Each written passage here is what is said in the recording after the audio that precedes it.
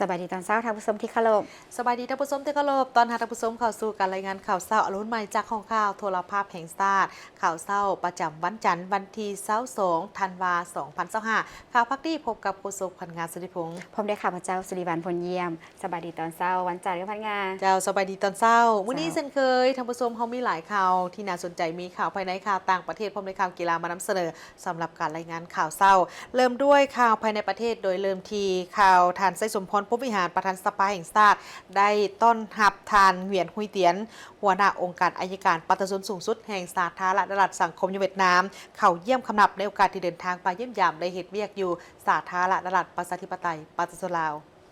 สหายเวียนหุยเตียนได้รายงานเกี่ยวกับผลสำเร็จของการร่วมมือระหว่าง2องค์การอัยการปฏิบัติในระยะที่ผ่านมาและทิศทางแผนการร่วมมือกันในต่อหน้าเป็นต้นกลเมนการสืบต่อจัดตั้งปฏิบัติบทบันทึกสวยจำที่ได้มีการเซ็นกันในระยะที่ผ่านมาเข้าสู่เวียกงานตัวจริงอย่างมีประสิทธิผล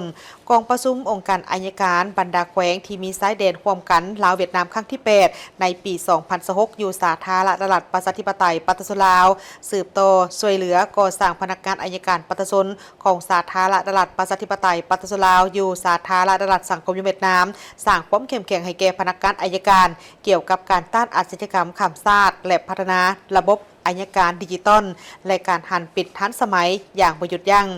ในโอกาสดังกล่าวนี้สหายไส้สมพรผู้วิหารประธานสภาแห่งชาติก็ได้แสดงความยินดีต้อนรับอย่างอบอุ่นและได้ตีราคาสูงต่อกับการเดินทางมาเยี่ยมยามและเฮ็ดเวียกอย่างเป็นทางการอยู่สาธารณรัฐประชาธิปไตยปฏิบัติลาวของคณะผู้แทนขั้นสูงองค์การอัยการปฏิบัติสูงสุดแห่งสาธารณรัฐสังคมเวียดนามในครั้งนี้ซึ่งเป็นการประกอบส่วนอันสำคัญเข้าในการเสริมขยายสายผูกพันมิตรภาพอันยิ่งใหญ่ความสามัคคีพิเศษและการร่วมมือรอบด้านระหว่าง2ภาค2รัฐและปฏิบัติ2ชาติลาวเวียดนามลาวให้นับมือนับเติบใหญ่ขยายตัวอย่างบ่หยุดยั้งและอวยพรให้แก่คณะผู้แทนจงประสบผลสำเร็จในการมาเยี่ยมยามและเฮ็ดเวียกอยู่สาธารณรัฐประชาธิปไตยปฏิบัติลาวในครั้งนี้สหายเวียนหุยเตียนได้แสดงความขอบใจเป็นอย่างยิ่งมายังท่าน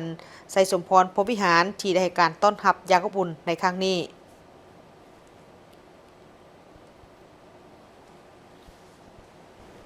พร้อมเดียวกันนี้คณะผู้แทนขั้นสูงองค์การอัยการประชาชนสูงสุดแห่งสาธารณรัฐสังคมนิยมเวียดนามเข้าเยี่ยมคำนับนายกรัฐมนตรีแห่งสาธารณรัฐประชาธิปไตยประชาชนลาวในระยะเยี่ยมยามและเหตุเวียกทางการอยู่สาธารณรัฐประชาธิปไตยประชาชนลาวในวันที่19ธันวาคม2025คณะผู้แทนขั้นสูงองค์การอัยการประชาชนสูงสุดแห่งสาธารณรัฐสังคมนิยมเวียดนามนำโดยสหายเวียนหุยเตียนหัวหน้าองค์การอัยการประชาชนสูงสุดแห่งสาธารณรัฐสังคมนิยมเวียดนามได้เข้าเยี่ยมคำนับสหายสอนไซศรีพันดอนกรรมการกรมการเมืองส่วนกลางภาคนายกรัฐมนตรีแห่งสาธารณรัฐประชาธิปไตยประชาชนลาวพร้อมได้รายงานเกี่ยวกับผลสำเร็จการร่วมมือระหว่าง2องค์การอัยการประชาชนในระยะผ่านมาและทิศทางร่วมมือในต่อหน้าเป็นต้นการสืบต่อจัดตั้งปฏิบัติบทบันทึกสวยจำที่ได้เซ็นกันในระยะผ่านมาเข้าสู่เวียกงานตัวจริงอย่างมีประสิทธิผลจัดกองประชุมองค์การอัยการบรรดาแขวงที่มีสายแดนร่วมกันลาวเวียดนามครั้งที่8ในปี2026อยู่สาธารณรัฐประชาธิปไตยประชาชนลาวสืบต่อช่วยเหลือก่อสร้างพนักงานอัยการประชาชนสาธารณรัฐประชาธิปไตยประชาชนลาวอยู่สาธารณรัฐสังคมนิยมเวียดนามสร้างความเข้มแข็งให้แก่พนักงานอัยการเกี่ยวกับการต้านอาชญากรรมข้ามชาติและพัฒนาระบบอัยการดิจิตอลและการผันเปลี่ยนทันสมัยอย่างบ่หยุดยั้งโอกาสนี้สหายสอนไซศรีพันดอนนายกรัฐมนตรีแห่งสาธารณรัฐประชาธิปไตยประชาชนลาวแสดงความย่องยอสมเสยต่อผลสำเร็จของการมาเยี่ยมยามและเหตุเวียกอย่างเป็นทางการอยู่สาธารณรัฐประชาธิปไตยประชาชนลาวในครั้งนี้พร้อมทั้งอวยพรไซให้หัวหน้าองค์การอัยการประชาชนสูงสุดแห่งสาธารณรัฐสังคมนิยมเวียดนามพร้อมด้วยคณะมีสุขภาพเข้มแข็งประสบผลสำเร็จในเวียกงานที่ได้รับการมอบหมายและเดินทางกลับคืนประเทศด้วยความสวัสดิภาพและพร้อมนี้ท่านนายกรัฐมนตรีแห่งสาธารณรัฐประชาธิปไตยปฏิบัติลาวก็ได้ต้อนรับการเข้าเยี่ยมคำนับของท่านเจ้าแขวงสุงจองนำโดแห่งสาธารณรัฐเกาหลีพร้อมด้วยคณะที่เดินทางมาเยี่ยมยามและเคลื่อนไหวเฮ็ดเวียกอยู่สาธารณรัฐประชาธิปไตยปฏิบัติลาวในระหว่างวันที่17ถึงวันที่20ธันวาคม2025นี้ท่านสอนไซศรีพันดอนนายกรัฐมนตรีแห่งสาธารณรัฐประชาธิปไตยปฏิบัติลาวได้ต้อนรับการเข้าเยี่ยมคำนับของท่านกิมเทฮึมเจ้าแขวงสุงซองนำโดแห่งสาธารณรัฐเกาหลีพร้อมด้วยคณะในโอกาสที่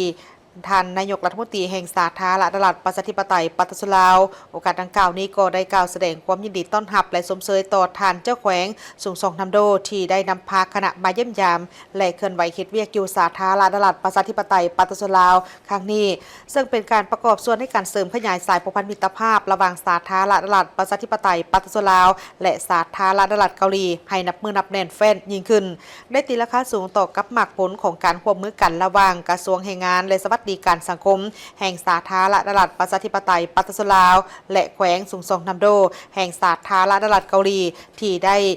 มีการสร้างเงื่อนไขให้แก่แรงงานลาวที่ไปเฮ็ดเวียกอยู่แขวงสูงส่งนำโดเพื่อสร้างไลฟ์ฮับและพัฒนาทักษะฝีมือให้แก่เขาเจ้าได้แสดงความขอบใจต่อรัฐบาลก็คือแขวงสูงส่งนำโดที่ได้ให้การสนับสนุนช่วยเหลือสาธารณรัฐประชาธิปไตยปัตตานีลาวในระยะที่ผ่านมาเป็นต้นลดหับส่งคนเจ็บเครื่องคอมพิวเตอร์เครื่องดับเพลิงและอุปกรณ์ต่างๆโดยผ่านกระทรวงแรงงานและสวัสดิการสังคมทางได้เสนอให้ทั้งสองฝ่ายนี้สืบต่อในการจัดตั้งปฏิบัติบันดาลเนื่องในบทบันทึกการร่วมมือที่ทั้งสองฝ่ายได้ลงนามร่วมกันให้เกิดดอกออกผลหลายยิ่งขึ้นเสนอให้ทั้งสองฝ่ายนี้ค้นคว้าสร้างเงื่อนไขให้แก่แรงงานลาวได้ไปออกแรงงานอยู่แขวงสูงส่งทำโดในขงเขตเป็นงานอื่นๆตืบอีกเป็นต้นกอแมนขงเขตทางด้านการค้าการท่องเที่ยวอุตสาหกรรมกสิกรรมและอื่นๆให้มีการจุดประสานงานร่วมกันเพื่อแก้ไขและช่วยเหลือแรงงานลาวที่เพื่อเป็นการหลีกเลี่ยงจากการเอารัดเอาเปรียบหรือความเสี่ยงต่างๆเสนอให้ทานเจ้าแขวงสูงส่งทำโดจงสืบต่อในการระดมนักลงทุนจากสาธารณรัฐเกาหลีเข้ามาลงทุนอยู่สาธารณรัฐประชาธิปไตยปัตตานีลาวให้หลายยิ่งขึ้นกว่าเก่าโดยเฉพาะก็แม่นในของเขตกสิกรรมทันสมัยพร้อมกันนี้ก็ยังได้แจ้งให้ทราบเกี่ยวกับสภาพการพัฒนาเศรษฐกิจสังคมที่พ้นเด่นรวมทางนโยบายส่งเสริมการลงทุนการพัฒนาโครงสร้างพื้นฐานให้แก่สาธารณรัฐประชาธิปไตยปัตตานีลาวสามารถเสื่อมโยงเสื่อมจอดกับภาคพื้นและสากลโดยคล่องตัวหลายขึ้นในแต่ละระยะพร้อมทางได้เห็นดีในการสนับสนุนให้แก่ทางภาคส่วนที่เกี่ยวข้องของสาธารณรัฐประชาธิปไตยปัตตานีลาวไปทัศนศึกษาและแลกเปลี่ยนบทเรียนเข้าร่วมในงานวางแสดงดอกไม้และผลิตภัณฑ์กสิกรรมอยู่แขวงสูงส่งทำโดในปี 2026 ที่จะมาถึงนี้เพื่อนำเอาบทเรียนมาพัฒนาเวียกงานที่เกี่ยวข้องของสาธารณรัฐประชาธิปไตยปัตตานีลาวในโอกาสดังกล่าวนี้ทานเจ้าแขวงสูงส่งนำโดก็ยังได้แสดงความขอบใจต่อกับการต้อนรับอนุอุ่นของท่านนายกรัฐมนตรีและอำนวยความสะดวกในด้านต่างๆของภาคส่วนที่เกี่ยวข้องของสาธารณรัฐประชาธิปไตยปัตตานีลาวตลอดระยะการเคลื่อนไหวในครั้งนี้พร้อมทางได้แจ้งให้ทราบเกี่ยวกับเจตจำนงของภาคธุรกิจของแขวงสูงส่งนำโดที่มีความสนใจมาลงทุนพัฒนาโครงการทางด้านกสิกรรมทันสมัยอยู่แขวงบริคำไซเพื่อเป็นส่วนหนึ่งในการประกอบส่วนสร้างเวทีงานทำและไลฟ์ฮับไปแก่แรงงานลาวทางเป็นทางเลือกเพื่อเป็นการลดพรการเดินทางไปออกแรงงานอยู่สาธารณรัฐเกาหลีที่มีนโยบายบ่ลุดตนกันหลายนอกจากนี้ก็ยังได้มีการแลกเปลี่ยนคำคิดเห็นซึ่งกันและกันจำนวนหนึ่งในเวทีการลงทุนการบริหารปัญหาพ้นเด่นที่เกิดขึ้นอยู่ในภาคพื้นและสากลตื่มอีกรัฐมนตรีกระทรวงการต่างประเทศลาวเข้าเยี่ยมคำนับการน้ำขันสูงสาธารณรัฐสังคมนิยมเวียดนาม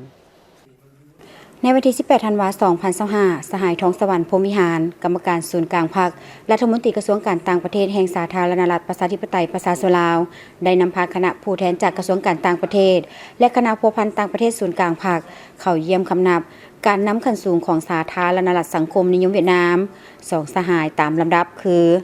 สหายฟาร์มิงจิงกรรมการกรมการเมืองศูนย์กลางพรรคนายกรัฐมนตรีแห่งสาธารณรัฐสังคมนิยมเวียดนามและสหายจืนแทงเหมินกรรมการกรมการเมืองศูนย์กลางพรรคประธานสภาแห่งชาติแห่งสาธารณรัฐสังคมนิยมเวียดนามในโอกาสเข้าร่วมกองประชุมปรึกษาหารือด้านการเมืองคันรัฐมนตรีระหว่างกระทรวงการต่างประเทศลาวเวียดนามครั้งที่ 12 ที่นครหลวงฮานอยสาธารณรัฐสังคมนิยมเวียดนามในโอกาสนี้สหายรัฐมนตรีทองสวรรค์พรหมวิหารได้แสดงความขอบใจต่อการต้อนรับอันอบอุ่นและปิติยินดีที่ได้มีโอกาสนำพาคณะผู้แทนสาธารณรัฐประชาธิปไตยประชาชนลาวเข้าเยี่ยมคำนับการนำขั้นสูงของภาครัฐ สภาแห่งชาติแห่งสาธารณรัฐสังคมนิยมเวียดนามในครั้งนี้และถือโอกาสนี้นำเอาคำยื้อยามถามข่าวอันอบอุ่นและสนิทสนมจากสหายทองหลุนศรีสุริตเลขาธิการใหญ่ประธานประเทศแห่งสาธารณรัฐประชาธิปไตยประชาชนลาวสหายสอนไซศรีพันดอนกรรมการกรมการเมืองส่วนกลางพรรคนายกรัฐมนตรีแห่งสาธารณรัฐประชาธิปไตยประชาชนลาวและสหายไซสมพรพรหมวิหารกรรมการกรมการเมืองศูนย์กลางภาคประธานสภาแห่งชาติแห่งสาธารณรัฐประชาธิปไตยประชาชนลาวมายังสหายคู่ร่วมตำแหน่งฝ่ายเวียดนามสหายรัฐมนตรีได้ตีราคาสูงผลสำเร็จในการแลกเปลี่ยนการเยี่ยมยามและพบปะหารือระหว่างการนำคันสูงของสองพรรคสองรัฐในระยะผ่านมาล่าสุดแม่นการเยี่ยมรัฐกิจอยู่สาธารณรัฐประชาธิปไตยประชาชนลาวของสหายตัวเริ่มเลขาธิการใหญ่พรรคคอมมิวนิสต์เวียดนามพร้อมด้วยภรรยาและการนำคันสูงของพรรครัฐเวียดนามการจัดการพบปะระหว่างสองกลุ่มการเมืองลาวเวียดนามประจำปี 2026 การจัดกองประชุมคณะกรรมการร่วมมือทวีภาคีระหว่างสองรัฐบาลลาวเวียดนามครั้งที่ 48 และการเข้าร่วมพิธีเฉลิมฉลองวันสถาปนาสาธารณรัฐประชาธิปไตยประชาชนลาวครบรอบ 50 ปี พร้อมทั้งได้ตีราคาว่าปี 2025 เป็นปีที่การจัดตั้งปฏิบัติโครงการร่วมมือสองฝ่ายอย่างมีความคืบหน้าและประสบผลสำเร็จหลายอย่างฝ่ายลาวยังได้รายงานให้ทราบผลสำเร็จอันพ้นเด่นของกองประชุมปรึกษาหารือด้านการเมืองขันรัฐมนตรีระหว่างกระทรวงการต่างประเทศลาวเวียดนามครั้งนี้ซึ่งเป็นกลไกที่สร้างตั้งมาแต่ปี 2014 เพื่อสมอยู่การจัดตั้งปฏิบัติบรรดาข้อตกลงว่าด้วยการร่วมมือสองฝ่ายระหว่างสองพรรคสองรัฐและประชาชนสองชาติลาวเวียดนามให้บรรลุผลสำเร็จตามเป้าหมายและปรากฏผลเป็นจริงในโอกาสดังกล่าวสหายทองสวรรค์พรหมวิหารได้ตั้งหน้าภาครัฐและประชาชนลาวบรรดาเผ่าแสดงความขอบใจและฮู้บุญคุณต่อภาครัฐและประชาชนเวียดนามอ้ายน้องที่ได้ให้การช่วยเหลืออันล้ำค่าทันการและมีประสิทธิผลบ่ว่าในภารกิจต่อสู้ปลดปล่อยชาติในเมื่อก่อนก็คือระยะแห่งการปกปักรักษาและสร้างสรรค์พัฒนาประเทศชาติในขณะเดียวกันสหายนายกรัฐมนตรีฝามมิงจิงสหายประธานสภาแห่งชาติเจินแทงเหมินได้แสดงความยินดีต้อนรับอันอบอุ่นและตีราคาสูงต่อการเยี่ยมยามเฮ็ดเวียกครั้งนี้ซึ่งเป็นการประกอบส่วนสำคัญเข้าในการเสริมขยายสายพัวพันมิตรภาพอันยิ่งใหญ่ความสามัคคีพิเศษการร่วมมือรอบด้านและหุ้นส่วนยุทธศาสตร์ระหว่างสองพรรคสองรัฐบาลและประชาชนสองชาติเวียดนามลาวอ้ายน้องให้นับมือเจริญงอกงามยิ่งขึ้น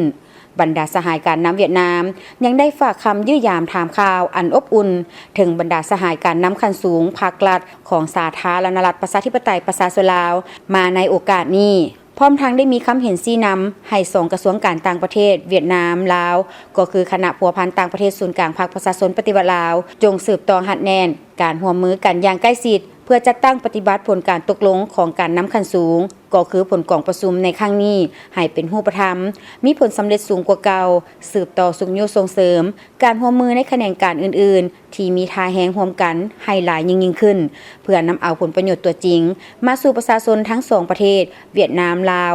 เวียดนามมาต่อที่ข่าวกองประชุมปรึกษาหารือทางด้านการเมืองขันรัฐมนตรีระหว่างสองกระทรวงการต่างประเทศลาวและเวียดนามครั้งที่ 12 ที่นครหลวงฮานอยโดยตอบสนองตามคำเชิญของสหายเลหัวยุ่งเลขา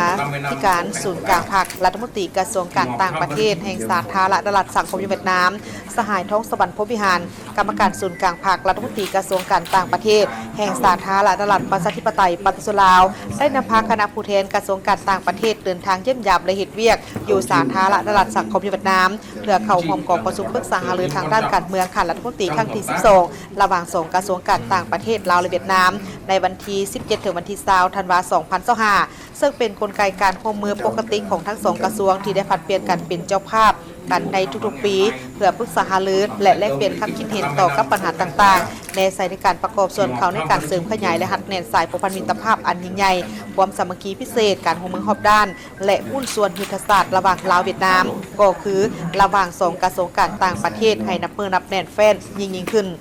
กองประชุมปรึกษาหารือทางด้านการเมืองในครั้งนี้แม่นได้จัดขึ้นในเช้าของวันที่ 18 ธันวาคม 2025 ที่นครหลวงฮานอยโดยการเป็นประธานร่วมของสหายท้องสวรรค์พรหมวิหารและสหายเลหัวยุ่งพร้อมด้วยผู้ต่างหน้าจากบรรดากรมเกี่ยวข้องของทั้งสองกระทรวงการต่างประเทศและสหายวรไซเลงสวัสดิ์ ของคณะพัวพันต่างประเทศศูนย์กลางผักแห่ง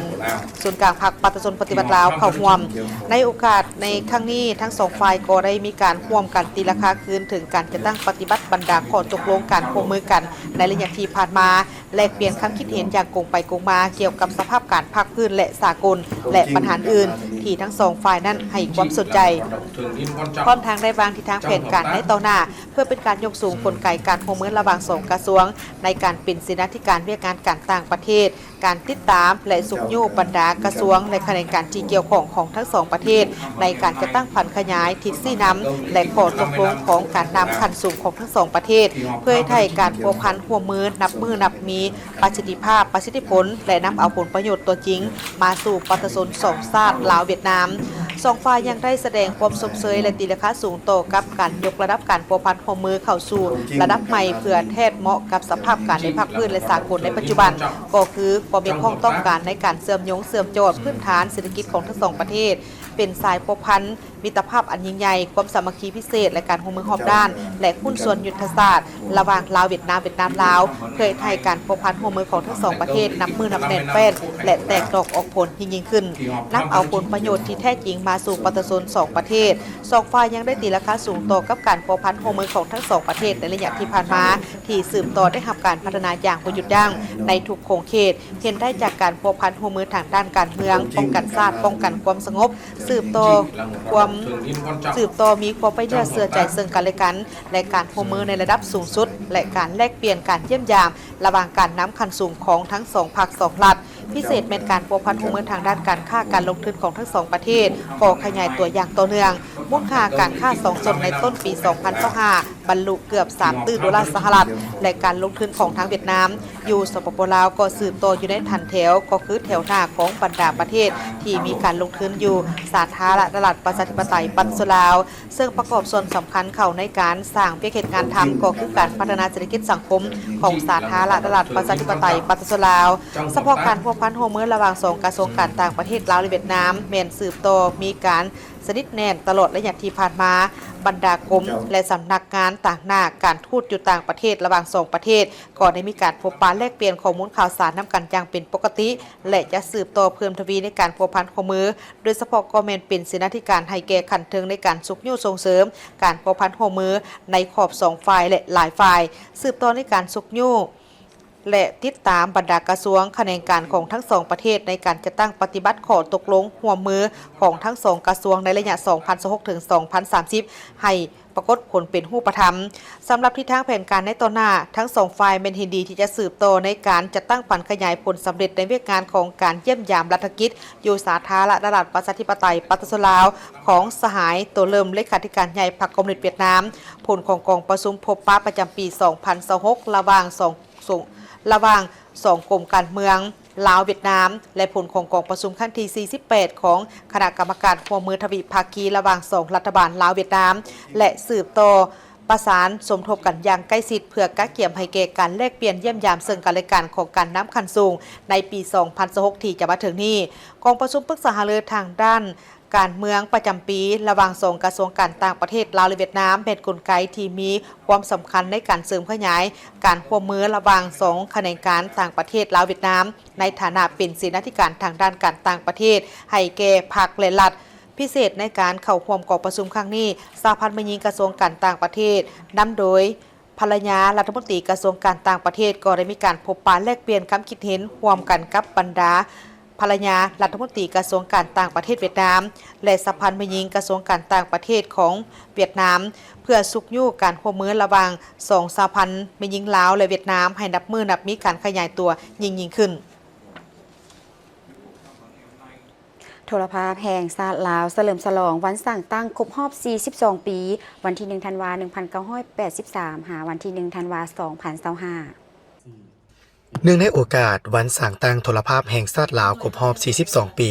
และสมเสยผลสำเร็จบันทับไซถ่ายทอดสดรายงานข่าวเฉลิมฉลอง3วันประวัติศาสตร์ในปี 2025กองประชุมสมัยสามัญที่10ของสภาแห่งชาติสุดที่9งานมหกรรมกีฬาแห่งชาติครั้งที่12พร้อมทางคำนับหับตอนกองประชุมใหญ่คณะภาคภาคฐานโทรภาพแห่งชาติลาวครั้งที่4ซึ่งจะไขขึ้นในใกล้ๆนี้ ในตอนค่ำของวันที่ 18 ธันวาคม 2025 โทรภาพแห่งชาติลาวได้จัดพิธีเฉลิมฉลองให้เกียรติเข้าร่วมในพิธีโดยท่านคำพันธ์เพิ่นยวงศ์หัวหน้าคณะโฆษณาอบรมศูนย์กลางภาคมีท่านวันลาตีคำวานวงศาผู้อำนวยการใหญ่โทรภาพแห่งชาติลาวมีคณะอำนวยการแผนกการพร้อมโดยพนักงานอาวุโสบำนาญและแขกเข้าร่วม ประเภทอิเล็กทรอนิกส์หนึ่งซึ่งได้รับความน่าเชื่อถือจากสังคม ในโอกาสนี้ผู้เข้าร่วมได้พร้อมการรับชมวิดีโอหวนคืนการเติบใหญ่ขยายตัวโดยภายใต้การนำพาของพรรคและรัฐบาลโดยระยะที่ผ่านมาโทรภาพแห่งชาติลาวได้ปฏิบัติหน้าที่ที่มีเกียรติสง่างามของตนในการเป็นกระบอกเสียงกระจายข้อมูลข่าวสารที่สำคัญของภาครัฐและสังคมส่องแสงเหตุการณ์ที่พ้นเด่นทางภายในและต่างประเทศตามปรากฏการณ์ย่อท่อต่างๆของสังคมและถ้อยทำนองบิดเบือนความจริงใส่ให้ป้ายสีของผู้บ่หวังดีต่อผลสำเร็จในการปกปักรักษาและการพัฒนาประเทศชาติในโอกาสที่สำคัญนี้ท่านคำพันธ์เผยยวงศ์หัวหน้าคณะโฆษณาอบรมศูนย์กลางภาคได้ให้เกียรติโอ้ล้มพนักงานรัฐกรโทรภาพแห่งชาติลาวโดยท่านได้ให้กำลังใจแก่พนักงานวิชาการแผนกการต่างๆให้มีความอดทนผ่านผ่าเหตุหน้าที่ในการเป็นกระบอกเสียงของพรรคและรัฐบาลที่มอบหมายให้ในสภาพเงื่อนไขของโลกปัจจุบันมีพรมพันแปรอย่างซับซ้อนไวบาตนี้สันมันเรียกห้องให้เวียงานโฆษณาเวียงานปลุกระดมกระบวนการเวียงานศึกษาอบรมการเมืองเราคิดนี้นับมือนับรูเลือดเคี่ยวขาดที่สุดฉะนั้นเวียงานนั้นซึมอันส่วนพวกเฮานี่มันต้องมีการหั่นเปลี่ยนอย่างทันสภาพการอย่างไวสังคมยังมีการตำหนิสงข่าวพวกเฮาว่าการตอบโต้การโฆษณาเผยแพร่แนวทางนโยบายของพรรคหรือว่าการตอบโต้ปัญหาเสี่ยงสังคมออนไลน์บิดเบือนโจมตีใส่ให้ไปซี่ต่อพรรคต่อรัฐหรือคือต่อประเทศของเฮาอันบ่ท่วงทันกับสภาพการปัญหานี้มันก็เปรียบเหมือนหนังว่าเป็นภาระหน้าที่อันหนึ่งที่มอบให้พวกเฮานี้ต้องสร้างโอกาสใหม่ต้องเฮ็ดอันนั้นต้องบุกบืนใหม่เพื่อเฮ็ดอะไรเพื่อแก้ไขปัญหาอันที่คงค้างในตอนหน้านี้การเฉลิมฉลองวันสร้างตั้งโทรภาพแห่งชาติลาวครบรอบ 42 ปี เป็นโอกาสอันดีเฮ็ดให้บรรดาอดีตการนำโทรภาพแห่งชาติหุ้นก่อนและหุ้นสืบทอดได้มีโอกาสพบปะซึ่งกันและกันพร้อมกันหวนคืนภารกิจหับไส้ชาติที่มีเกียรติสง่าและพร้อมการพัฒนาเวียกงานของโทรภาพแห่งชาติลาวให้พัฒนายิ่งขึ้นให้สมกับคำขวัญที่ว่าโทรภาพแห่งชาติลาวแหล่งข้อมูลข่าวสารและสาระบันเทิงสำหรับทุกท่าน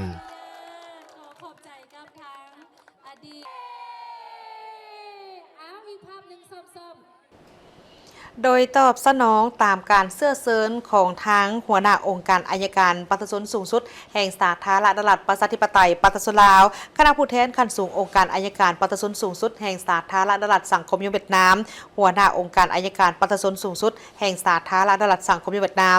จะได้เดินทางมาเยี่ยมยามและเฮ็ดเวียกอยู่สาธารณรัฐประชาธิปไตยปฏิชนลาวในระหว่างวันที่ 18 ถึงวันที่ 19 ธันวาคม 2025 นี้ในเมื่อวันที่ 18 ธันวาคม 2025 คณะผู้แทนขั้นสูงองค์การอัยการปฏิชนสูงสุดแห่งสาธารณรัฐสังคมเวียดนามนำโดยสหายเหวียนฮุยเตียนหัวหน้าองค์การอัยการปฏิชนสูงสุดแห่งสาธารณรัฐสังคมเวียดนามได้มีการพบปะกับทางคณะผู้แทนขั้นสูงองค์การอัยการปฏิชนสูงสุดแห่งสาธารณรัฐประชาธิปไตยปฏิชนลาวนำโดยสหายไซสนาโคตรภูธรหัวหน้าองค์การอัยการปฏิชนสูงสุดสองฝ่ายได้มีการแจ้งให้กันและกันได้รับทราบเกี่ยวกับสภาพการภาคพื้นในการพัฒนาเศรษฐกิจสังคมการเฉลิมฉลองวันสำคัญของแต่ละประเทศพร้อมทั้งตีราคาการพบพันพบมือเวียกงานอัยการปฏิชนเวียกงานอัยการของทั้งสองประเทศในระยะที่ผ่านมาโดยเห็นได้ถึงความสำคัญในการต้านอาชญากรรมข้ามชาติที่มีการจัดตั้งเป็นต้นอาชญากรรมทางไซเบอร์รวมทั้งสแกมเมอร์โดยผ่านการพบมือทางอาญาเพื่อก้าเกี่ยมให้แก่การจัดตั้งปฏิบัติสนธิสัญญาสหประชาชาติว่าด้วยการต้านอาชญากรรมทางไซเบอร์ที่ได้มีการลงนามกันที่นครหลวงฮานอยสาธารณรัฐสังคมเวียดนามในปี 2025 ที่ผ่านมานี้ซึ่งในนี้ก็ได้มีการก่อสร้างบำรุงพนักงานอัยการการหันเป็นทันสมัยและเวียกงานอีกจำนวนหนึ่งด้วยบรรยากาศอันไมตรีจิตมิตรภาพที่ดูดดื่มสนิทสนมฐานสหายไอ้น้อง และก็ได้มีความเป็นเอกภาพกันในการสืบต่อจัดตั้งปฏิบัติบทบันทึกซวยจำเซ็นกันในระยะที่ผ่านมาเข้าสู่เวกงานตัวจริงอย่างมีประสิทธิผลจัดกองประชุมองค์การอัยการบรรดาแขวงที่มีชายแดนร่วมกันลาวเวียดนามครั้งที่ 8 ในปี 2026 อยู่สาธารณรัฐประชาธิปไตยปัตตานีลาวสืบต่อช่วยเหลือก่อสร้างพนักงานอัยการปัตตานีแห่งสาธารณรัฐประชาธิปไตยปัตตานีลาวอยู่สาธารณรัฐสังคมเวียดนามสร้างความเข้มแข็งให้แก่พนักงานอัยการเกี่ยวกับการต้านอาชญากรรมข้ามชาติรวมทั้งสแกมเมอร์และอาชญากรรมอื่นๆโดยผ่านการฝึกอบรมการสัมมนาแลกเปลี่ยนบทเรียนอย่างมีประสิทธิผลและพัฒนาระบบอัยการดิจิตอลการหันเป็นทันสมัยไปต่อที่กองประชุมใหญ่ครั้งที่2หน่วยภาคข่าวโทรภาพแห่งชาติลาวได้ไขขึ้นอย่างเป็นทางการในตอนเช้าของวันที่ 19 ธันวาคม 2025กองประชุมใหญ่ครั้งที่2หน่วยภาคข่าวโทรภาพแห่งชาติลาวภายใต้การเป็นประธานของสหายนางมาลัยเวียงวงจันดีคณะภาคฮักฐานโทรภาพแห่งชาติลาวเลขาหน่วยภาคข่าวเป็นเกียรติเข้าร่วมของสหายนางวิไลวรพันธวงศ์คณะประจำภาครองหัวหน้าคณะโฆษณาโฮมศูนย์กลางภาคประธานกวดกาภาคผู้ชี้นำเวียกงานโทรภาพมีสหายดร.วันลาตีคำวานวงศาเลขาคณะภาคฮักฐานโทรภาพแห่งชาติลาวผู้อำนวยการใหญ่โทรภาพแห่งชาติลาวมีคณะหน่วยภาคข่าวบรรดาสมาชิกภาคสมบูรณ์สำฮองและบรรดาเลขาคณะภาคที่ขึ้นกับคณะโฆษณาโฮมศูนย์กลางภาคเข้าร่วมสหายนางมาลัยเวียงวงจันดีคณะภาคฮักฐานโทรภาพแห่งชาติลาวเลขาหน่วยภาคข่าวได้ให้เกียรติกล่าวไขกองประชุมผ่านบทรายงานการเมืองของหน่วยภาค 2021-2025 และแผนทิศทางเวียกงานจุดสุมใน 5 ปีต่อหน้า 2026-2030 ตลอดระยะ 5 ปีผ่านมาหน่วยภาคข่าวได้ถือเอาแนวทางแผนนโยบายมติคำสั่งของภาครัฐมติของคณะภาคคันถึงมาเป็นทิศทางแผนการอันละเอียดของหน่วยภาคพร้อมทั้งผันขยายและจัดตั้งปฏิบัติโดยถือเอาการศึกษาอบรมสมาชิกพรรคให้มีอุดมการณ์ทางด้านการเมืองหนักแน่นยึดมั่นอุดมการณ์สังคมนิยมมีทัศนะรักมั่นฮู้จำแนกมิตรศัตรูอย่างจะแจ้งต้านกลอุบายหันเปลี่ยนโดยสันติของกลุ่มคนบ่หวังดีคณะหน่วยภาคได้ยึดมั่นและปฏิบัติตาม5หลักการ3ทิศนำในการก่อสร้างปรับปรุงภาคให้มีการขยายตัวอย่างต่อเนื่องดำเนินชีวิตการเมืองของหน่วยภาคเป็นปกติเสริมขยายได้ลักษณะนำพาลักษณะศึกษาอบรมและลักษณะต่อสู้ภายในภาคคณะหน่วยภาคได้ศึกษาอบรมสมาชิกภาคให้มีสติเคารพและจัดตั้งปฏิบัติระเบียบของภาคกฎหมายของรัฐระเบียบการต่างๆของสำนักงานองค์การอย่างเข้มงวดการดำเนินชีวิตการเมืองของหน่วยภาคสุขยู่และส่งเสริมการตำหนิส่งข่าวก่อสร้างช่วยเหลือซึ่งกันและกันเป็นแบบอย่างที่ดีในการเคลื่อนไหวทุกหน้าที่การเมืองบ่ให้มีปรากฏการณ์ย่อท้ออยู่ภายในภาคสมาชิกภาคอยู่ภายในหน่วยภาคล้วนแล้วแต่เป็นกำลังแหงที่สำคัญในการเคลื่อนไหวรับใช้หน้าที่การเมืองของภาครัฐและเสียเงินสติภาคเป็นปกติในแต่ละเดือนและส่งเงินสติภาคให้คณะขันถึงเป็นประจำและนำพาปรับปรุงก่อสร้างภาคการขยายมหาส่วนเข้าภาคโดยถือเอาคุณภาพเป็นกุ๊กให้ถูกต้องตามมาตรฐานเงื่อนไขบาท9และขั้นตอนทุกประการที่ได้กำหนดไว้ในกฎระเบียบของภาคอย่างเข้มงวดจากนั้นคณะภาคข่าวสุดเก่าได้กล่าวอำลาหน้าที่อยู่ในกองประชุมบรรดาสหายสมาชิกภาคสมบูรณ์ได้พร้อมกันปอนบัตรเลือกเอาคณะหน่วยภาคสุดใหม่มีผู้ลงสมัครทั้งหมด5สหายหญิง2สหายเลือกเอา3สหายกองประชุมข้างปฐมฤกษ์ได้เลือกเอาสหายไซกิย่างวาฟงเป็นเลขาหน่วยภาคสหายนางลำเงินลาดสะอาดเป็นห้องเลขาสหายจุนแก้วอัมพรเป็นคณะทั้งเป็นประธานกวดกาและสหายคำดีบุญเจริญเป็นผู้ช่วยเวียกงานกวดกาหน่วยภาคข่าวจากนั้นสหายนางวิไลวรพันธวงศ์ได้มีคำเห็นให้คณะพรรคสุดใหม่ก็คือสมาชิกพรรคให้เอาใจใส่บางด้านดังนี้เอาใจใส่ค้นคว้าแนวทางนโยบายของพรรคระเบียบกฎหมายของรัฐบรรดามติคำสั่งเกี่ยวกับเวียกงานพรรคพนักงานให้มีความหำหู้และเข้าใจลึกซึ้งและเพิ่มทวีการชี้นำพาเวียกงานวิสาเฉพาะให้เป็นไปตามแผนการและคาดหมายที่วางไว้หีบห่อนำเอามติกองประชุมใหญ่ครั้งนี้ไปพันละเอียดเป็นแผนพัฒนาเวียกงานของพรรคพันขยายเป็นแผนการโครงการละเอียดของแต่ละแผนกเพื่อจะตั้งปฏิบัติให้เกิดผลเป็นจริงหับประกันและการรวมศูนย์ประชาธิปไตยเป็นเอกภาพให้เข้มงวดและเพื่อพัฒนาหน่วยภาคข่าวให้ปรากฏผลเป็นจริง ข คณะอักษรศาสตร์มหาวิทยาลัยแห่งชาติได้มีการเปิดเทศกาลวัฒนธรรมนานาชาติครั้งที่ 6 ประจำปี 2025 การจัดงานในครั้งนี้ถือว่าเป็นการสร้างโอกาสให้แก่บรรดานักศึกษาได้เรียนรู้ทางด้านภาษาวัฒนธรรมและสื่อสารมวลชนทั้งเป็นการสร้างเวทีให้กับบรรดานักศึกษาของลาวและต่างประเทศได้มีการแลกเปลี่ยนข้อมูลความรู้และสร้างความเข้าใจซึ่งกันและกันพิธีเปิดเทศกาลวัฒนธรรมนานาชาติครั้งที่ 6 ประจำปี 2025 ของคณะอักษรศาสตร์จัดขึ้นในกลางอาทิตย์ที่ผ่านมาที่มหาวิทยาลัยแห่งชาติวิทยาเขตดงโดกโดยมีศาสตราจารย์ปริญญาเอกเดชานุราชแสนดวงเดชผู้อำนวยการใหญ่มหาวิทยาลัยแห่งชาติพร้อมด้วยคณะนำจากทางสถานทูตองค์การจัดตั้งสากลและตัวแทนจากภาคส่วนต่างๆเข้าร่วมท่านปริญญาเอกนางทองมาลาโพสิทธิ์คำหัวหน้าคณะวิชาคณะอักษรศาสตร์มหาวิทยาลัยแห่งชาติได้ขึ้นกล่าวเปิดงานพร้อมทางได้กล่าวถึงความสำคัญของเทศกาลดังกล่าวนี้ว่าเทศกาลวัฒนธรรมนานาชาติเป็นกิจกรรมหนึ่งที่ได้จัดขึ้นเป็นประจำทุกๆปีโดยคณะอักษรศาสตร์ซึ่งมีจุดประสงค์หลักก็คือการสร้างโอกาสให้แก่บรรดานักศึกษาได้เรียนรู้ทางด้านภาษาวัฒนธรรมและสื่อสารมวลชนเป็นการสร้างเวทีให้แก่นักศึกษาลาวและต่างประเทศได้มีการแลกเปลี่ยนความรู้และความเข้าใจซึ่งกันและกันเทศกาลวัฒนธรรมนานาชาติครั้งที่ 6 ประจำปี 2025 นี้ประกอบมีหลายกิจกรรมเช่นงานวางแสดงศิลปะหัตถกรรมจาก 11 ท่านเวทีแลกเปลี่ยนวัฒนธรรมทางด้านอาหารการนุ่งถือภาษาปากเว้าสื่อสารมวลชนและศิลปะการแสดงจากบรรดาประเทศที่มีการเรียนการสอนอยู่ในคณะอักษรศาสตร์นักศึกษาจากคณะอักษรศาสตร์คณะภาษารัสเซียวิทยาคารป้องกัน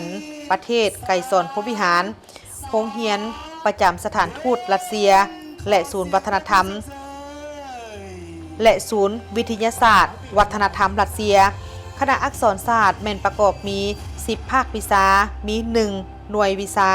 และมี7แผนกเสนาธิการมี3ศูนย์มีพนักงานรัฐกรทั้งหมดแม่น126ทานหญิง63ทานมีนักศึกษาที่อยู่ภายใต้การคุ้มครองแม่นหลายกว่า 2,000 คนมีเซียวซานและอาสาสมัครจากต่างประเทศมาช่วยสอนอยู่ในภาควิชาดังกล่าวนี้มีทั้งหมดแม่น20คนมีการเรียนการสอนทั้งภาคปกติและภาคคำมีระดับการมีหลายระดับมีหลายหลักสูตรก็คือบำรุงต่อเนื่องปริญญาตรีปริญญาโทและปริญญาเอกคณะอักษรศาสตร์มีวิสัยทัศน์ที่ว่าคณะอักษรศาสตร์เป็นศูนย์กลางการศึกษาและค้นคว้าวิทยาศาสตร์ทางด้านภาษาวัฒนธรรมและสื่อสารมวลชนที่มีคุณภาพพร้อมทั้งเป็นที่ยอมรับของภาคพื้นและสากล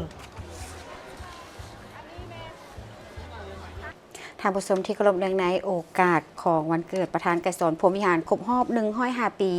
ทีมข่าวโทรภาพแห่งชาติของพวกเราได้มีบทความเกี่ยวกับประธานไกรสอนพรหมวิหารผู้นำของการปฏิวัติลาวผู้หนึ่งที่มีความปีศาจสามารถซึ่งเพิ่นเติบโตในครอบครัวข้าราชการในสภาพที่ประเทศชาติตกเป็นหัวเมืองขึ้นของจักรพรรดิต่างดาวและประชาชนตกอยู่ในความลำบากยากเข็ญมานำเสนอ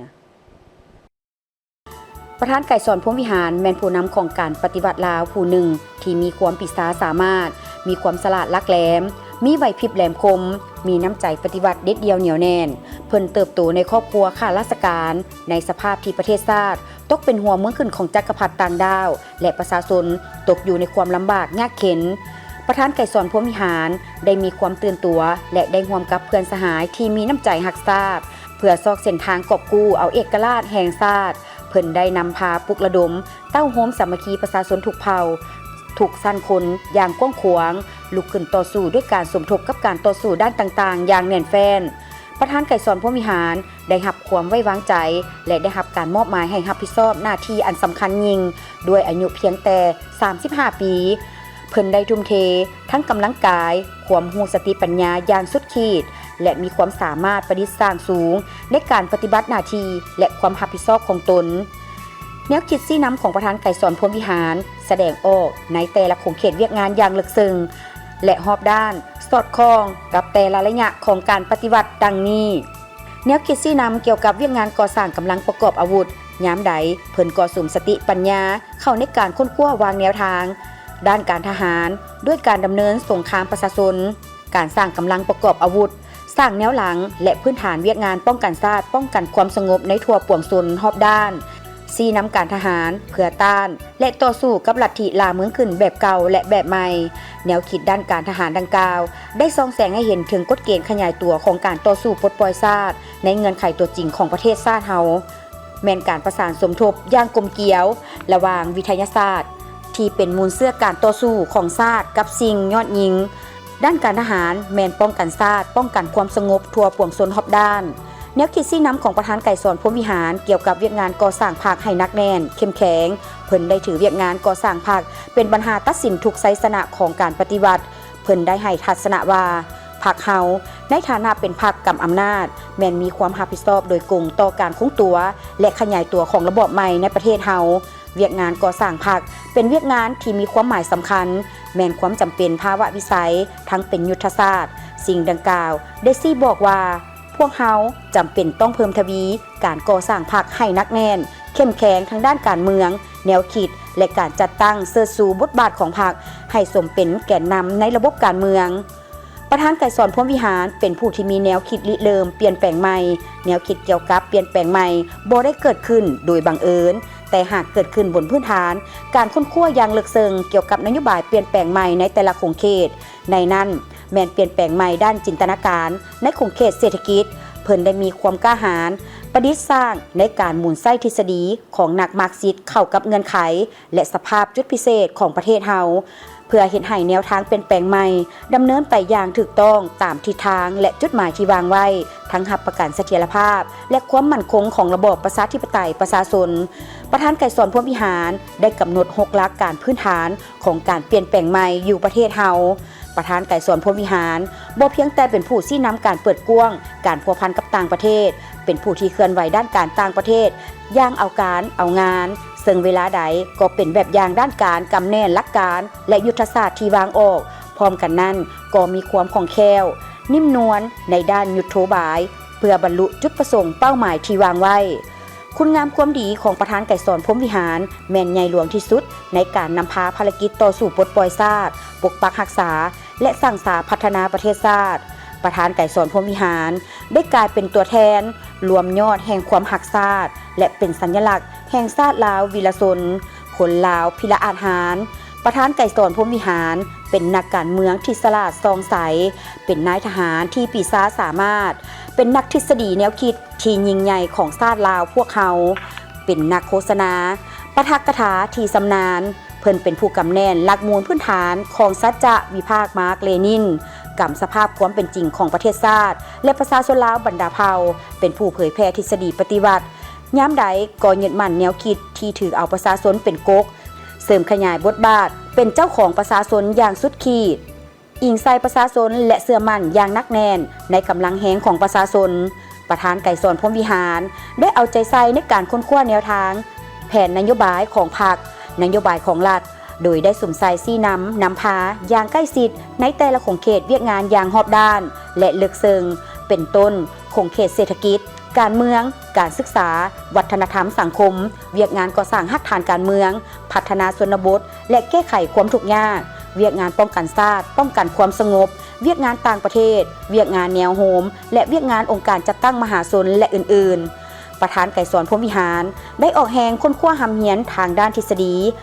บรรดาบทเรียนทางได้ลงภาคปฏิบัติตัวจริงเพิ่นยังได้เอาใจใส่ต่อการยกระดับความรู้และความสามารถเอาใจใส่ในภารกิจสร้างคนหุ่นนุ่มให้กลายเป็นผู้สืบทอดภารกิจปฏิบัติของพรรคอย่างสมเกียรติในวิถีเฮ็ดเวียกของประธานไก่สอนพรหมวิหารเพิ่นได้ถือสำคัญและปฏิบัติอย่างเข้มงวดอยู่3ประการคือการชี้นำพาของเพิ่นย้ำใดก่อเฮ็ดเป็นหมู่คณะใกล้ชิดติดแคดกับมหาชนอิงใส่บทเรียนและหัวคิดดัดสร้างของมหาชนเพิ่นเคยเว้าไว้ว่าต้องเรียนเขียนและฮู้แล้วจึงมีการกระทำปฏิบัติที่ถูกต้องตลอดระยะแห่งการเป็นผู้นำสูงสุดของพรรคและรัฐเฮายามใดก็สิทิศเยืองทางแห่งการก้าวเดินสู่ไสยชนะของการปฏิบัติลาวเพิ่นเป็นผู้นำที่เด็ดขาดและมีหัวคิดประดิษฐ์สร้างกล้าคิดกล้าเฮ็ดกล้ารับผิดชอบประธานไก่สอนพรหมวิหารเป็นแวงแย้งอันใส่แจ้งและเป็นแบบอย่างอันประเสริฐเลิศล้ำด้านคุณธาตุการเมืองคุณสมบัติศีลธรรมปฏิบัติแบบแผนวิธีเฮ็ดเวียกก็คือแบบแผนดำรงชีวิตให้แก่พนักงานสมาชิกพรรคนักรบและประชาชนบรรดาเผ่าในทั่วประเทศ พิ่นได้อุทิศชีวิตของตนด้วยความบริสุทธิ์พุทธพองเพื่อผลประโยชน์ของชาติและประชาชนเพื่อเป็นบทเรียนให้ลูกหลานรุ่นต่อไปประธานไกรสอนพรหมวิหารเป็นผู้นำที่เป็นคันทุงแห่งการเต้าโฮมความสามัคคีทั่วปวงชนบรรดาเผ่าเพิ่นได้เป็นแวนแยงในการเต้าโฮมความสามัคคีประชาชนบรรดาเผ่ายามใดก็ถือสำคัญและเอาใจใส่ในการสร้างความสามัคคีหักแพงความไว้เนื้อเชื่อใจและได้รับความนับถือจากมหาชนประธานไกรสอนพรหมวิหารแม่นผู้ที่มีความเด็ดเดี่ยวและแนวคิดปฏิวัติสุดกกสุดปลายมีหัวคิดประดิษฐ์สร้างกล้าคิดกล้าทำกล้ารับผิดชอบเป็นต้นแมนการปฏิบัติยุทโธบายเพื่อปฏิบัติยุทธศาสตร์ของการปฏิวัติภายหลังประเทศชาติได้รับการปลดปล่อยอย่างสมบูรณ์ประธานไกรสอนพรหมวิหารก็บ่ได้ลดละต่อการจัดตั้งนำพาเพื่อเฮ็ดให้ภารกิจของการปฏิวัติในระยะใหม่ได้รับผลสำเร็จยิ่งขึ้นนั่นคือภารกิจแห่งการปกปักรักษาและสร้างสรรค์พัฒนาประเทศชาติจากคุณสมบัติอันล้ำเลิศและภารกิจนำพาการปฏิวัติคุณธาตุนักปฏิวัติผู้ดีเด่นคือดังกล่าวนั้นได้เป็นการประกอบส่วนอย่างสำคัญในการสุบยู่ภารกิจการต่อสู้ในเมื่อก่อนก็คือภารกิจแห่งการปกปักรักษาและสร้างสรรค์พัฒนาประเทศชาติเฮาในปัจจุบันนี้ให้มีความก้าวหน้ายิ่งขึ้นภารกิจอันสูงส่งของประธานไกรสอนพรหมวิหารยามใดก็เป็นแสงสว่างแห่งการก้าวเดินและเป็นแบบอย่างที่ดีให้แก่ประชาชนลาวบรรดาเผ่าเป็นทวนไฟที่บ่มีวันดับมอดและเป็นดวงใจของประชาชนลาวบรรดาเผ่าตลอดไปประธานไกรสอนพรหมวิหารผู้นำของการปฏิวัติลาวผู้หนึ่งที่มีความปีศาจสามารถส่วนทางด้านสหายไม้ทองธรรมวงศารองเลขาคณะบริหารงานพรรครองรัฐมนตรีกระทรวงการต่างประเทศก็ได้นำพาองค์การจัดตั้งมหาชนเคลื่อนไหวเยี่ยมยามแขวงสวรรณเขตสหายไม้ทองธรรมวงศารองเลขาคณะบริหารงานพรรคกระทรวงการต่างประเทศรองรัฐมนตรีผู้ชี้นำเวียกงานองค์การจัดตั้งมหาชนได้นำพา3องค์การจัดตั้งมหาชนของกระทรวงการต่างประเทศลงไปเคลื่อนไหวเยี่ยมยามและเฮ็ดเวียกอยู่ที่แขวงสวรรณเขตในระหว่างวันที่15ถึงวันที่17ธันวาคม2025นี้เพื่อปรึกษาหารือแลกเปลี่ยนบทเรียนทัศนศึกษาเยี่ยมยามสถานที่ประวัติศาสตร์ของการปฏิวัติและหัดแน่นความสามัคคีหักแพงระหว่างองค์การจัดตั้งมหาชนของกระทรวงการต่างประเทศและแขวงสวรรณเขตขณะยังได้เข้าเยี่ยมคำนับสหายโพไซไข่คำพิทูล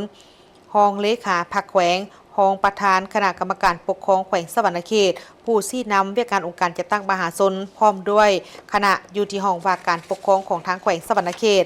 ขณะได้ไปเยี่ยมยามสถานที่หอพิพิธภัณฑ์ของทางแขวงสวรรณเขตเพื่อเรียนรู้ถึงประวัติศาสตร์ของแขวงที่ติดพันกับประวัติศาสตร์อันยาวนานและมูลเสื้ออันพิราอาถรรพ์ทางเป็นบ้านเกิดของประธานไกรสอนพรหมวิหารผู้นำที่แสนเคารพรักที่ปีศาจสามารถและแสนเคารพรักของภาครัฐและประชาชนลาววีรบุรุษของชาติลาวนักปฏิบัติผู้ดีเลิศผู้นำพาสูงสุดของการปฏิบัติลาวที่มีความปีศาจสามารถมีความฉลาดลักแหลมมีไหวพริบอันแหลมคมมีน้ำใจต่อสู้เด็ดเดียวเหนียวแน่นที่พนักงานผู้หนุ่มน้อยควรสืบต่อในการศึกษาคำเฮียนเอาแบบอย่างเพื่อสร้างความรู้และความเข้าใจอย่างลึกซึ้งให้แก่คณะทั้งหมด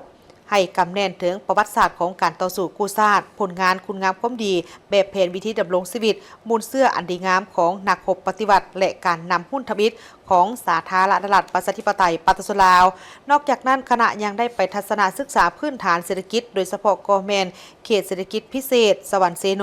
และได้เรียนรู้เกี่ยวกับสภาพการจัดตั้งปฏิบัติแผนพัฒนาเศรษฐกิจสังคมที่พ้นเด่นของทางแขวงสวรรณเขตในซุ้มปีที่ผ่านมาและปัจจุบัน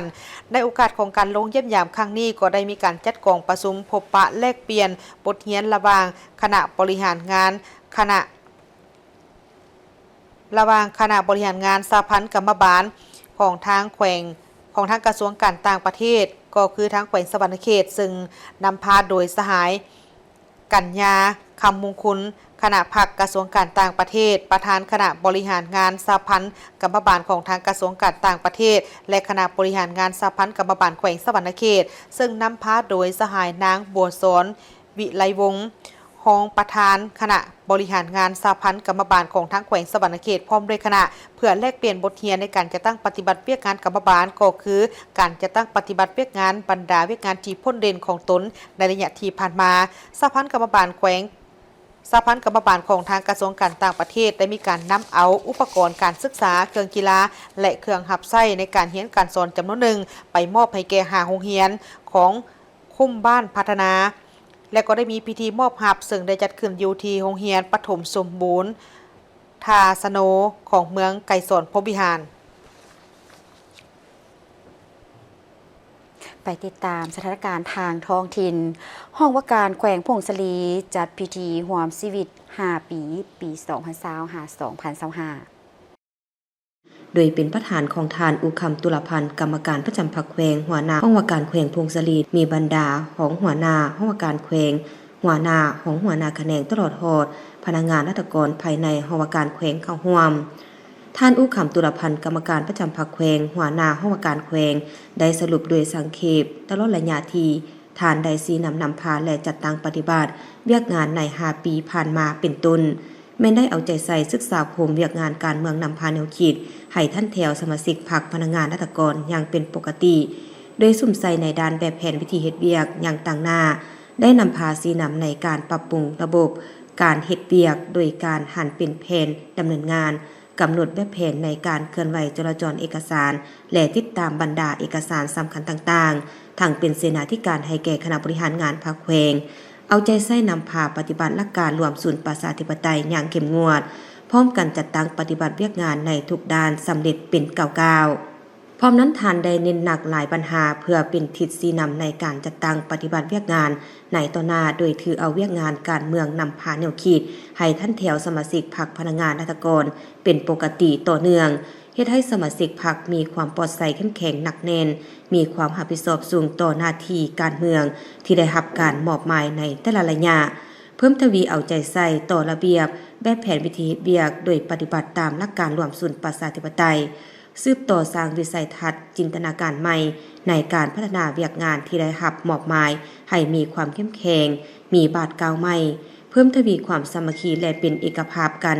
ภายในเสริมขยายด้านดีปรับปรุงด้านอ่อนขอคงค้างให้หมดไปเฮ็ดเวียกให้บรรลุตามแผนการเพื่อเป็นการเอกอ้างถึงมากผลและผลงานในการเคลื่อนไหวเวียกงานอย่างมีผลสำเร็จไปที่เมืองลาแขวงอุดมไซจัดสุดฝึกอบรมทฤษฎีการเมืองการปกครองระยะ 5 วันให้เลขาพรรคบ้านและนายบ้านโดยการเป็นประธานของฐานปริญญาโทคำฟ้องพัฒธรรมาวงศ์กรรมการพรรคแขวงหัวหน้าโรงเรียนการเมืองและการปกครองแขวงมีฐานนางไลวอนจันทลาโฮเลขาพรรคเมืองผู้ชี้นำเวียกงานการเมืองแนวคิดพรรคพนักงานมีบรรดาการนำขันเมืองวิทยากรเลขาหน่วยพรรคนายบ้านและภาคส่วนเกี่ยวข้องเข้าร่วมชุดฝึกอบรมครั้งนี้สัมมนากรจะได้เรียนรู้10 เอกสารเป็นต้นเมนความรู้พื้นฐานของการพัฒนาประเทศชาติตามที่สังคมนิยมบทบาทของพรรคประชาชนปฏิวัติลาวและการสร้างหน่วยพรรคปลอดสายเข้มแข็งนักแน่นยกสูงคุณภาพสมาชิกพรรคและเวียกงานขยายพรรคในระยะมาเวียกงานติดตามกวดกาพรรคของการจะตั้งรากฐานพรรคบ้านการสร้างความสามัคคีอยู่ภายในบ้านให้นักแน่นและการสร้างครอบครัวบ้านวัฒนธรรมการนำพาของพรรคต่อการสร้างเศรษฐกิจครอบครัวและพัฒนาเศรษฐกิจขันบ้านสร้างสติกฎหมายเวียกงานยุติธรรมรากฐานและตามปรากฏการโยโทอยู่ขันรากฐานเวียกงานคุ้มครองพลเมืองการคุ้มครองและการนำใช้ที่ดินการสร้างแผนพัฒนาขันบ้านการสร้างบทสรุปบทรายงานการเคลื่อนไหวของบ้านทั้งนี้เพื่อให้คณะพรรคบ้านนายบ้านมีความรู้พื้นฐานด้านกฎหมายหลายขึ้นกว่าเก่าและสามารถนำเอาบทเรียนดังกล่าวไปนำใช้เข้าในเวียกงานตัวจริงที่ตนเองรับผิดชอบให้มีความสอดคล้องกลมเกลียวไปตามรัฐธรรมนูญและกฎหมายเป็นพื้นฐานอันสำคัญทางเป็นการเสริมสร้างให้คณะพรรคองค์การปกครองบ้านมีความรู้ด้านการเมืองยกสูงและเชิดสูบทบาทความสามารถในการนำพาคุ้มครองให้มีประสิทธิภาพและมีประสิทธิผลสูงขึ้นสุดฝึกอบรมจะได้ดำเนินไปเป็นเวลา5 วันแต่วันที่15 หาวันที่19 ธันวาคม 2025จึงจะสำเร็จ ทั้งหมดนี้คือการรายงานข่าวเศร้าอรุณใหม่จากของข่าวโทรภาพแห่งชาติขอบใจที่บรรทานให้เกียรติติดตามรับชมข่าวแล้วพบกันได้ใหม่ในการรายงานข่าวภาคต่อไปส่วนข่าวภาคนี้โฆษกทั้งสองพร้อมกับทีมข่าวเศร้าลาท่านผู้ชมไปก่อน สบายดี สบายดี